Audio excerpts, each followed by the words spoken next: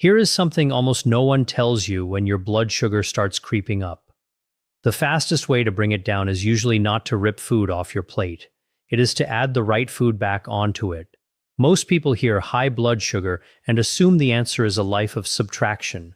No bread, no rice, no fruit, no joy, and then they white-knuckle it for 2 weeks, give up, and feel like a failure. But the truth the research keeps pointing to is gentler and, frankly, more doable.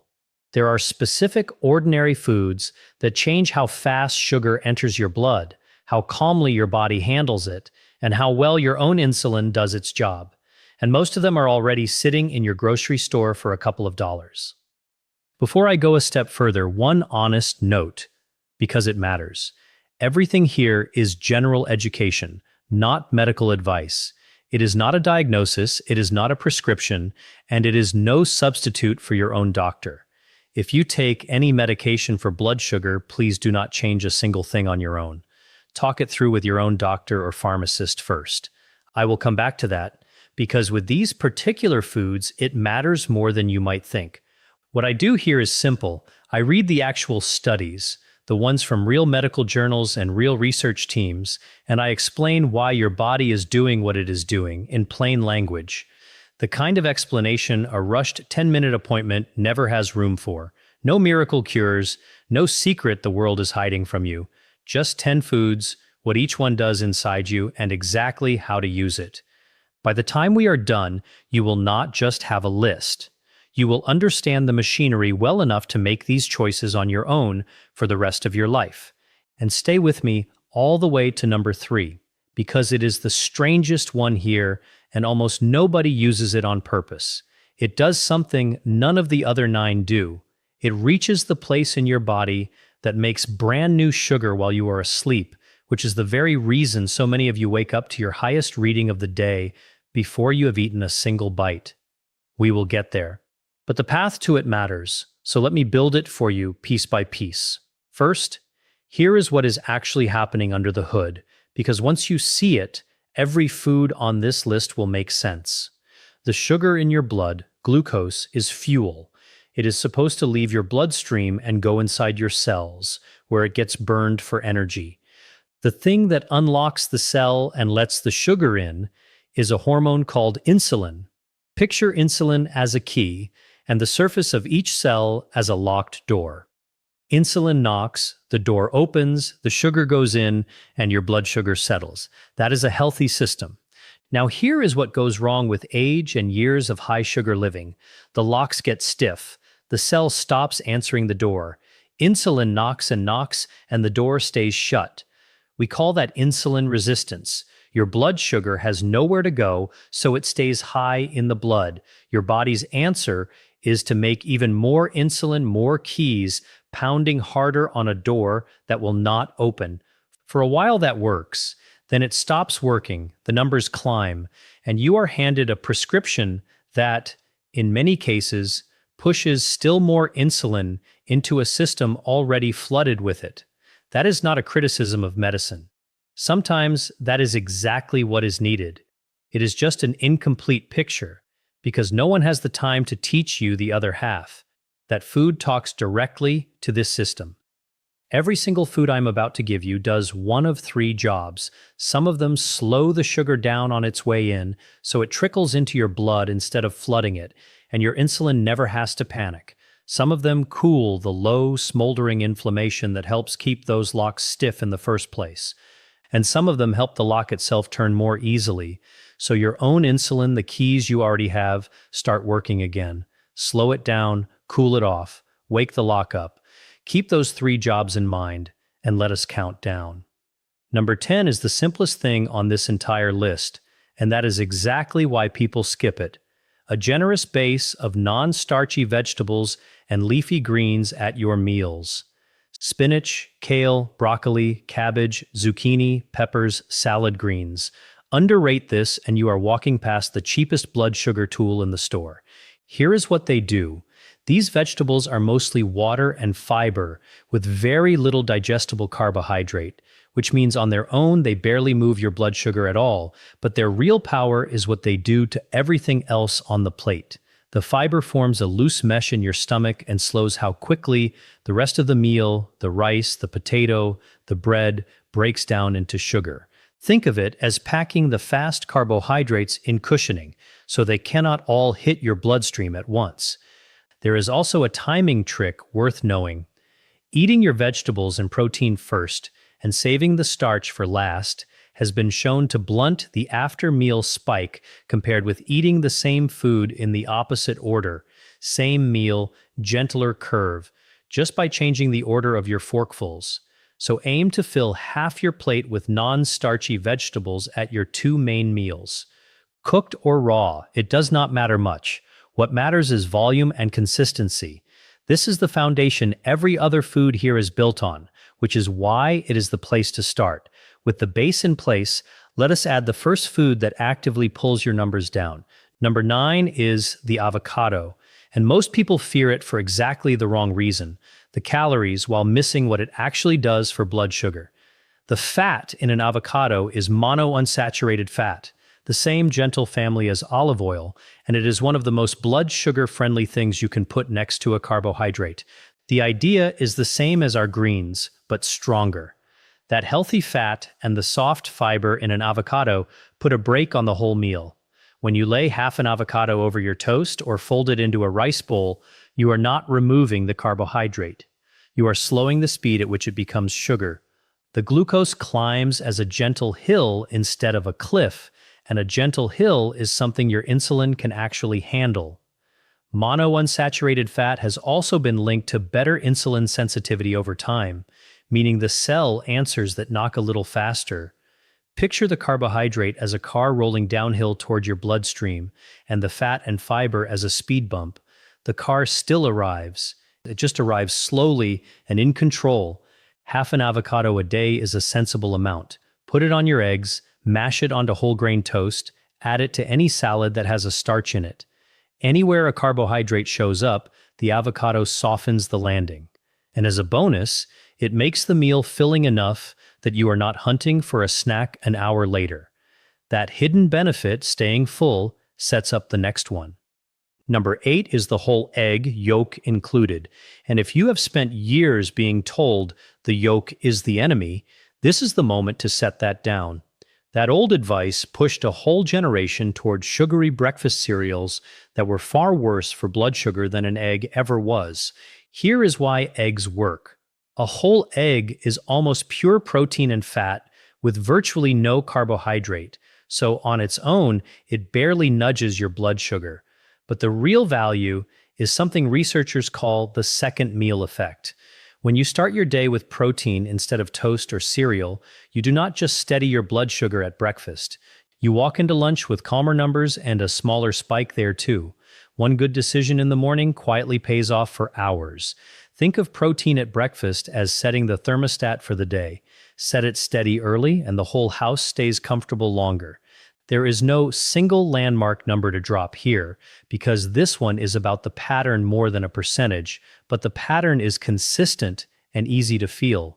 2 or 3 eggs in the morning is a solid target for most people. Scramble them, boil a batch for the week, or fold in some of yesterday's greens. And here's where the list starts working together. Put that half avocado right on top of your eggs, and you have built a breakfast that holds your blood sugar flat from sunrise to noon. Now we move from the foods that steady the meal to the ones that actively slow it. Number 7 is a small handful of tree nuts, walnuts, and almonds especially. This is the snack that turns a blood sugar spike into a flat line, and it does it partly by replacing something worse. Nuts work on 2 fronts. First, the fat, fiber, and protein in them blunt the rise in blood sugar when you eat them alongside a carbohydrate, the same braking action, in pocket form. Second, used as a swap for chips, crackers, or a cookie, they remove a fast sugar snack from your day entirely and put a slow one in its place. The win is as much about what you are not eating as what you are. Here the research is real, but I want to be straight with you about its size. A pooled analysis of controlled trials in people with type 2 diabetes found that eating tree nuts, around 2 ounces a day, lowered both long-term blood sugar, measured as A1C, and fasting glucose. The effect was modest, not dramatic. This is not a magic bullet. It is a steady, small, repeatable nudge in the right direction, and small nudges made daily are what actually move a number over months. Picture swapping the afternoon cookie for a handful of walnuts as quietly trading a sugar spike for a flat road. A small handful is about a quarter cup or 7 to 10 whole walnuts or roughly 23 almonds. Keep them raw or dry roasted, not candied, not honey-coated, and use them to replace a processed snack, not to pile on top of one. That distinction is the whole game. Now, one of the most powerful slowdown foods of all, and it costs almost nothing. Number 6 is chia seeds. And if you have ever watched a spoonful of chia sit in liquid and turn into pudding, you have already seen exactly how it works inside you. Do not let the tiny size fool you. This is one of the strongest breaks on the list. Chia is loaded with soluble fiber. The moment it meets the water in your stomach, it swells into a thick gel, and that gel wraps around the carbohydrates in your meal and slows their breakdown to a crawl. The sugar is released slowly and steadily instead of all at once, so you sidestep both the spike and the shaky, hungry crash an hour later. Chia also carries a plant-based omega-3 fat that helps calm the low-grade inflammation sitting underneath insulin resistance. And remember, cooling that inflammation is part of how the locks loosen back up. Picture the gel as a sponge that soaks up the sugar and then releases it one slow drop at a time. The research here is encouraging. In controlled feeding studies, adding chia to a meal flattened the after-meal blood sugar rise compared with the same meal without it, and longer trials in people with type 2 diabetes have paired it with improvements in other risk markers too. The effects are meaningful, not miraculous, which is exactly the honest standard to hold a food to. 1 to 2 tablespoons a day does the job.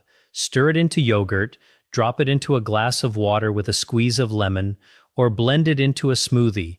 Give it 10 minutes to gel before you drink it, with plenty of water alongside, because all that fiber needs liquid to move. Next is the one with the fastest visible effect on a glucose meter of anything we will cover. Number 5 is apple cider vinegar, and this is the one you can almost watch work tonight if you have a meter at home.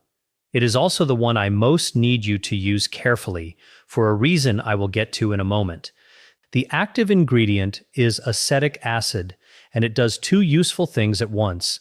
It slows your stomach from emptying, so the carbohydrates in your meal arrive in your bloodstream gradually rather than in a rush, and it helps your muscles pull glucose out of your blood and use it for fuel. Slower in, faster used, both push the same direction. Picture acetic acid as a hand on the tap, easing the flow of sugar from a gush to a trickle. The research is surprisingly solid for something so cheap. A well-known study published in Diabetes Care found that vinegar taken before a high-carbohydrate meal improved insulin sensitivity in people with insulin resistance or type 2 diabetes, and a later pooled analysis of trials found vinegar associated with better fasting, blood sugar, and A1C. In some studies, the after-meal spike dropped by roughly a fifth. The effect is real, though modest and short-term. It is a helper, not a treatment. Now the careful part. Take 1 tablespoon, and this matters, dilute it in a full glass of water 10 to 15 minutes before a meal that contains carbohydrates. Always dilute it. Never drink it straight, because the acid is hard on tooth enamel and your throat. And here is the line I promised. If you already take any medication for blood sugar, talk to your doctor before adding vinegar, because vinegar plus that medication can push your sugar down faster than you expect.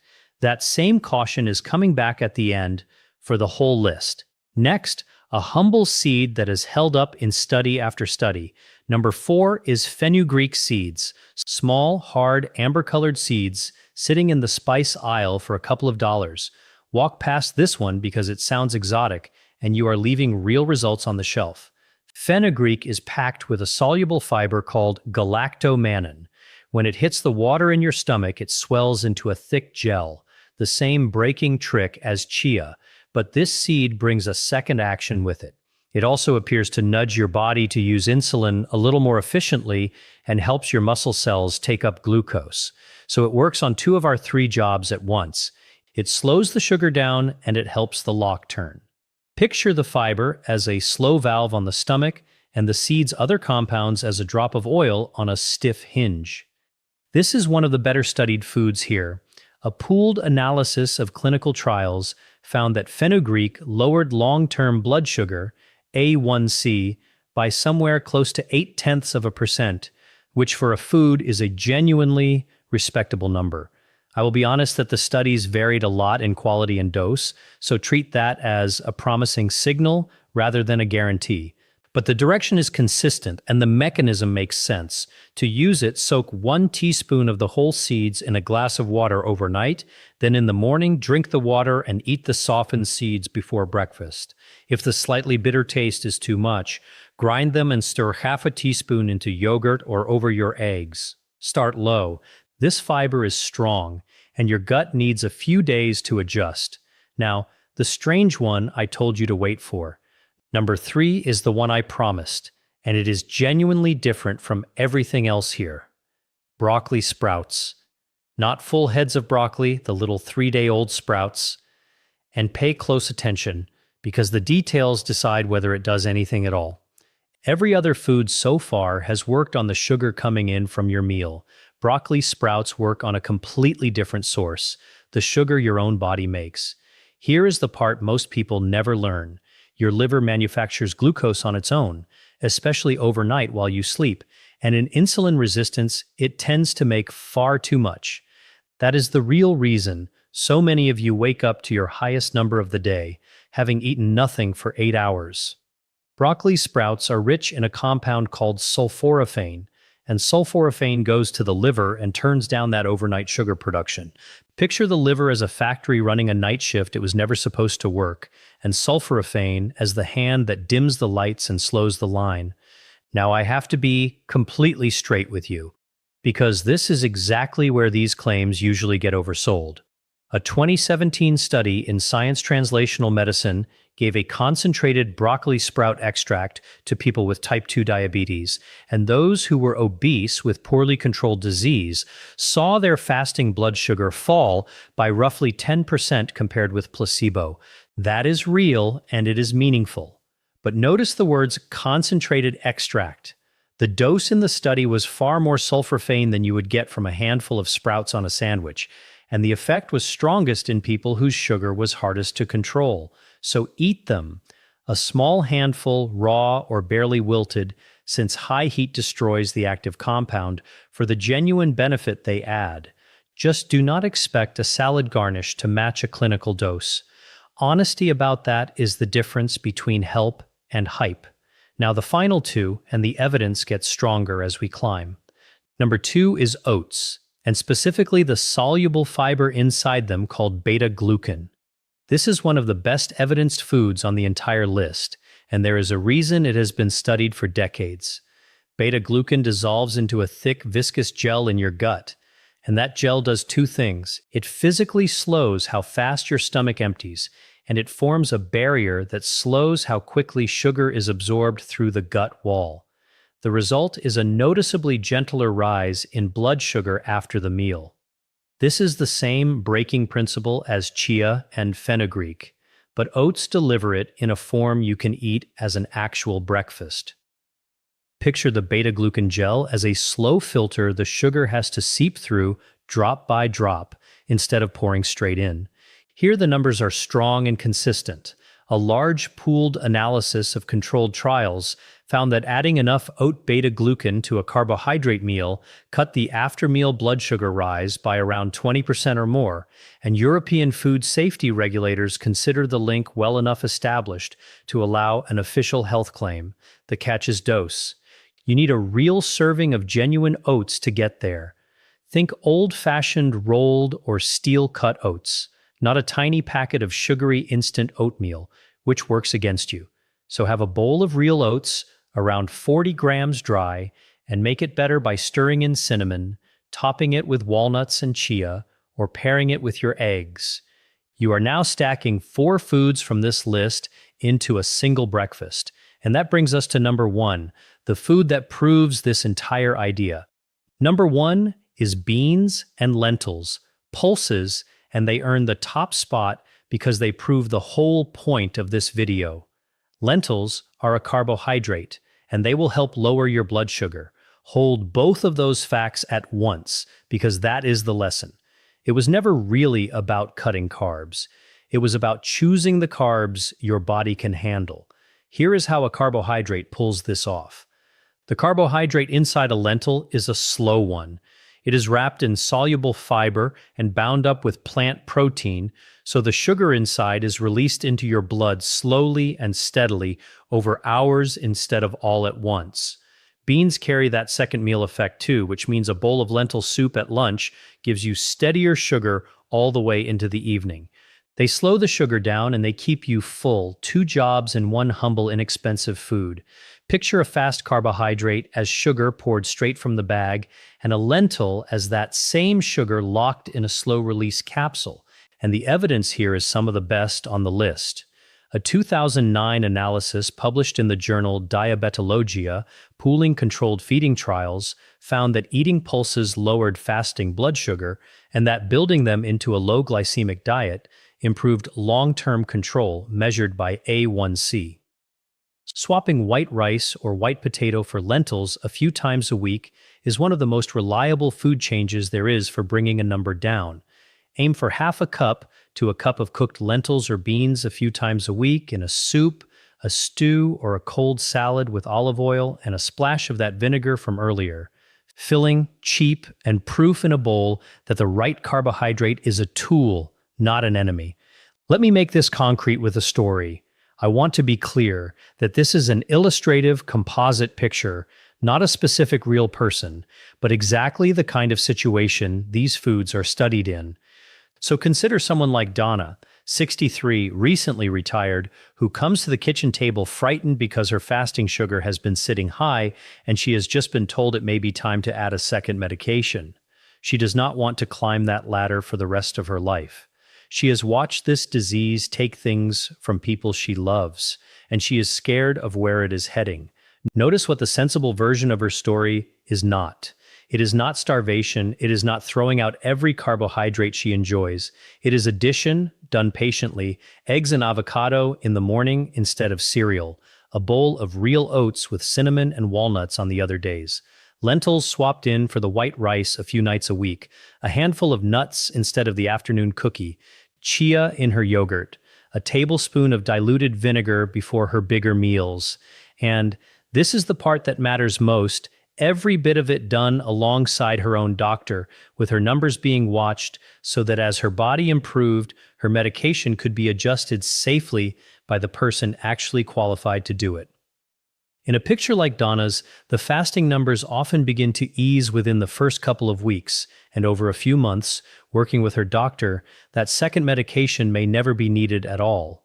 That is not a miracle, and it is not guaranteed for everyone. It is what can happen when you stop fighting your body and start feeding it the things that help it do its own work. She did not eat less. She ate more, just the right more. So let me tie all 10 together, because the reason they work when cutting carbs alone so often fails is that every one of them is handing your insulin its job back without starving you. The greens, the avocado, the chia, the fenugreek, and the oats slow the sugar down so your pancreas never has to panic. The nuts and the chia help cool the inflammation that was jamming the signal. The vinegar and the sprouts walk right up to the system itself, one helping your muscles use sugar, the other quieting the liver's overnight factory. And the lentils prove that the right carbohydrate belongs on your plate, not in the trash. Do this meal after meal, day after day, and the cell that stopped answering the door slowly starts opening it again on the first knock. That is what it means to chip away at insulin resistance. And once it eases, your body starts holding your sugar down on its own. Now, the most important part of this entire video, and I am going to say it plainly because it protects you, if you take insulin or one of the older blood sugar pills called sulfonylureas, these foods can lower your sugar fast enough that your current dose may suddenly be too high, and that can drop you too low, which is its own danger. So do not start stacking these in and quietly hope for the best. Add them with your doctor watching your numbers and let them, not you, and not a video, walk your medication down as your body improves. Never stop or change a prescription on your own. Bring this list to your next appointment instead, and let the professional who knows your full history make the call. I will say it once more because it is that important. Talk to your doctor or pharmacist before you change anything. With that line firmly in place, here is a simple way to begin. Pick a few, not all 10, and stack the rest in over the next couple of weeks. Tomorrow morning, trade the cereal or toast for 2 or 3 eggs with half an avocado, or a bowl of real oats with cinnamon and walnuts. Tonight, soak a teaspoon of fenugreek seeds to drink in the morning. Before your biggest carbohydrate meal tomorrow, take a tablespoon of diluted vinegar in a full glass of water. And this week, swap white rice or potato for lentils at least twice, and keep a small handful of nuts where the afternoon cookie used to be. You are not removing the foods you love. You are adding the foods that protect you. Here is the thread worth pulling next. Everything we did today works on the sugar that comes from your meals and the hours around them. But a striking number of people notice the same strange thing. Their highest reading of the whole day is first thing in the morning, before a single bite of food has crossed their lips. You fasted all night and your sugar went up anyway. That is not a mistake in your meter, and it is not your fault. It is that overnight glucose factory we touched on with the broccoli sprouts, running harder than it should while you sleep. There is a specific reason your liver does that, and there are gentle, evidence-based ways to quiet it down so you wake up to a lower number. That is the next thing worth understanding, because once you fix the morning, the whole day gets easier to hold. Take good care of yourself. You are genuinely worth the effort it takes.